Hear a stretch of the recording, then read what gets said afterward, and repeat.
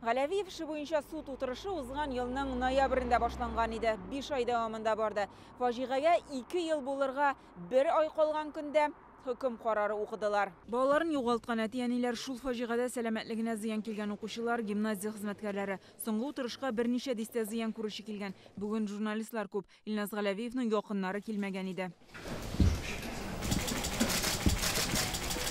Соңғы отырыштан айырмалы буларак Илназ бүген үзен тыныч тотты. Камералар төшергәндә дөрфалык күрсәтми, әмма сорауларга да җавап бирми. Узган отырышта ул зыян күрүчеләрдән гафу үтенде, зыянны каплар өчен колониядәге эш белән шикләнмичә китап язам дигән иде. Залда бүген саклык чаралары көчәйтелгән иде. Тәртипне дистәдән артык пристав күзәтә. Приговор составлен, Суд ачыклаганча Галявиев мәктәпләргә һөҗүм итү турында видеороликлар карау белән мавыгы берничә укучы һәм укытучыларны үтерергә карар кыла. Шартлаткыч ясый, аны өендә саклаган. Ау коралы 505 патрон сатып ала. 2021 елның 11 маенда мәктәпкә барып хезмәткәрләргә, балаларга та шартлаткыч ташлый. Ул көнне 9 кешенең гомере өзелде. 139-ның сәламәтлегенә җитди зыян килә. Җинаять эше буенча зыян күрүчеләр 667 кеше.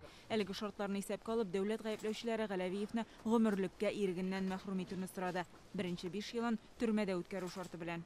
По совокупности преступлений путем частичного сложения назначенных наказаний окончательно Галявиеву назначить наказание в виде пожизненного лишения свободы с отбыванием в исправительной колонии особого режима со штрафом в размере 200 000 рублей.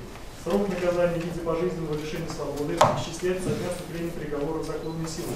Хөкем карары укылганда залда елаучылар булды. Галявиевның да күзеннән яшь агып төште. Ул махсус режимлы колониягә җибәреләчәк. Осужденный Галявиев, вам приговор понятен? Менә хәзер утырсын, безнең балаларыбызның ничек тилмереп үтергәннәрен канга батып, өчен үзе дә шуны күрсен. Башкача юк, мин аны гафу итмәдем, гафу итәрлек түгел.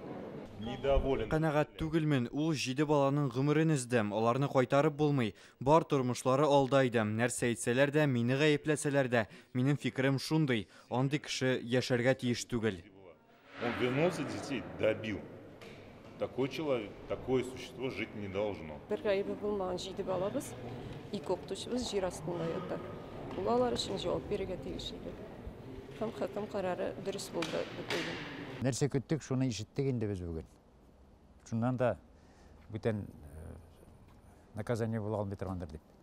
Суд Илназ Галявиев зыян күрүчеләргә 22 миллион сум акча түләргә тиеш дип тапты. Башта гомуми сумма 100 миллион сумнан артыграк иде. Карарны тагын тикшерәбез һәм 15 көн безнең бар аны апелляция обжаловать итәргә. Әмма бүген без бу карар белән канәгать. Галявиев шикаят белән чыкмаса, карар 15 көннән үз көченә керәчәк. Аны кайсы колониягә озатачаклары шунда билгеле була. Гөлназ Сайфетдинова, Гадел Миндубаев, Роман Фенин, Яңа Гасыр каналы.